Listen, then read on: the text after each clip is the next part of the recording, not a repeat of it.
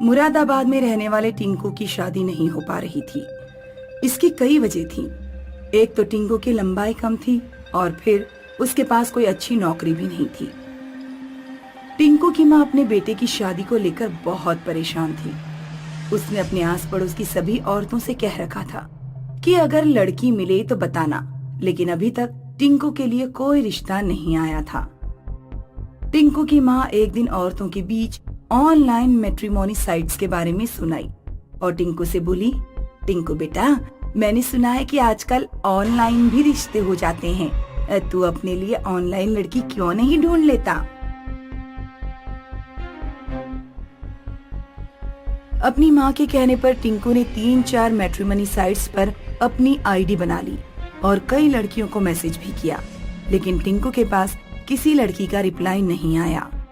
टिंकू ने सोचा कि ऑनलाइन भी उसकी किस्मत साथ नहीं देने वाली, लेकिन एक दिन टिंकू खुशी से झूम उठा जब सोनी नाम की एक लड़की का उसके पास मैसेज आया। माँ, आज एक लड़की का मैसेज आया है। उसने लिखा है कि उसे मेरी प्रोफाइल पसंद है। उसने मेरा व्हाट्सएप नंबर भी मांगा है।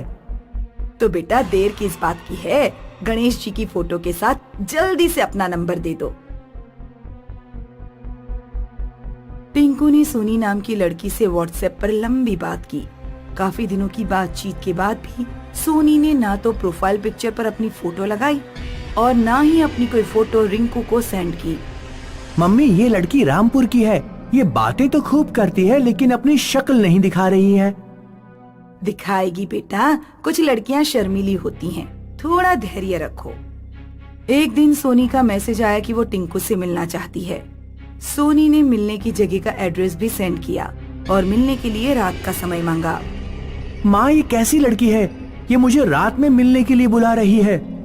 बेटा, हो सकता है दिन में कहीं काम करती हो, रात में बुला रही है। सिर्फ इसलिए पीछे हटने की जरूरत नहीं है। तुम उससे मिलने जरूर जाओ। जिस दिन टिंकू सोनी से मिलने जा रहा था, टिंकू की माँ ने उसे दही शक्कर खिलाया और अपना आशीर्वाद दिया। बेटा, बात पक्की करके आना। सोनी ने शहर के बिल्कुल बाहर रामपुर रोड पर किसी रेस्टोरेंट का एड्रेस दिया था। टिंकू ऑटो से रामपुर रोड पर पहुंचा, लेकिन उसे वहां कोई रेस्टोरेंट नहीं दिख रहा था। टिंकू ने सोनी को कॉल किया, लेकिन सोनी ने कॉल नहीं उठाया। सोनी ने एक टेक्स्ट मैसेज किया जिसमें लिखा था कि वो फोन पर बात नहीं कर सकती, सीधे मिलकर ही बात करेगी। उस रात मौसम कुछ बिगड़ गया। काले बादल छा रहे थे और हल्की बूंदाबांदी भी हो रही थी। ये एड्रेस तो मिल नहीं रहा, ऊपर से ये लड़की फोन भी नहीं उठा रही। किसी से पूछना पड़ेगा। इस समय रोड पर कोई भी नहीं दिख रहा है। किससे पूछूं? कुछ आगे जाने पर टिंकू को एक बूढ़ा आदमी सड़क पर जाता हुआ दिखाई दिया, जो डंडे के सहारे चल रहा था। टिंकू तेजी से चलता हुआ उस बूढ़े आदमी तक पहुंचा। सुनिए अंकल, क्या यहाँ कोई रेस्टोरेंट है?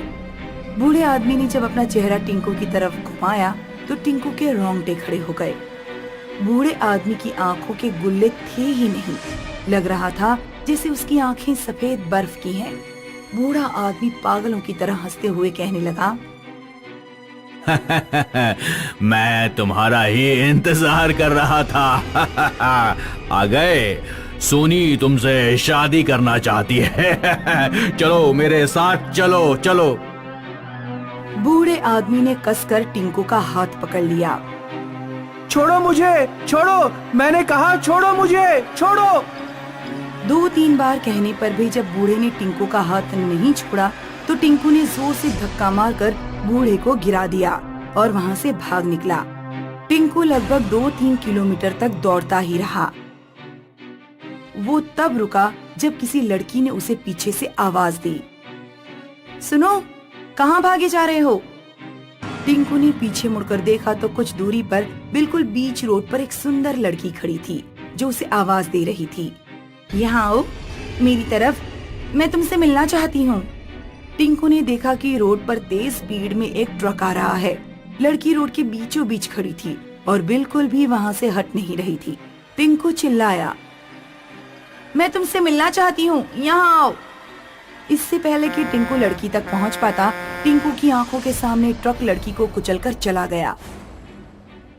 खून के छींटे टिंकू के चेहरे तक आए। ये मेरे साथ क्या हो रहा है? वो बूढ़ा आदमी कैसे जानता था कि मैं सोनी नाम की लड़की से मिलने आ रहा हूँ? उसी समय टिंकू की मम्मी का फोन आया। हेलो मम्मी, यहाँ पर कुछ अजीब चीजें हो रही हैं। मैं घर वापस आ रहा हूँ मम्मी। बेटा, लड़की से मिले या नहीं? नहीं मम्मी, मैं नहीं मिला और ना ही मिलना चाहता हूँ। टिंकू को रोड पर एक ऑटो आता हुआ दिखाई दिया। टिंकू ने ऑटो वाले को रोका और ऑटो में बैठ गया। भैया, मुरादाबाद बस अड्डे ले चलो जल्दी। टिंकू ऑटो में अपनी मम्मी से बात कर रहा था। तभी उसने देखा कि ऑटो वाले का सिर एक चुड़ैल के सिर में बदल गया। चुड़ैल का सिर 180 डिग्री पर टिंकू की तरफ घूम गया और टिंकू चलते हुए ऑटो से कूद पड़ा।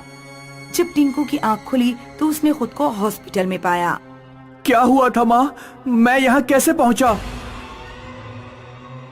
घबराओ नहीं बेटा, तुम ऑनलाइन रिश्ते भेजने वाली एक चुड़ैल के चक्कर में फंस गए थे। एक बस वाले ने तुम्हें यहाँ हॉस्पिटल पहुँचाया। उसी ने बताया कि कुछ साल पहले रामपुर में सोनी नाम की एक गरीब लड़की रहती थी जिसकी शादी नहीं हो पा रही थी। सोनी ने अपने लिए मैट्रिमोनी साइट से ऑनलाइन रिश्ता ढूंढना शुरू किया। उसकी राहुल नाम के एक लड़के से दोस्ती हो गई थी, लेकिन वहाँ भी सोनी को धोखा ही मिला। राहुल नाम का लड़का मैट्रिमोनी साइट से लड़कियों को फंसाता था और फिर उनका इस्तेमाल करके उन्हें छोड़ देता था। सीधी सादी सोनी इस तरह की धोखाधड़ी बर्दाश्त नहीं कर पाई और उसने रामपुर रोड पर ही एक ट्रक के नीचे कूदकर आत्महत्या कर ली। तब से वो ऑनलाइन रिश्ता ढूंढने वाले लड़कों से बदला ले रही है।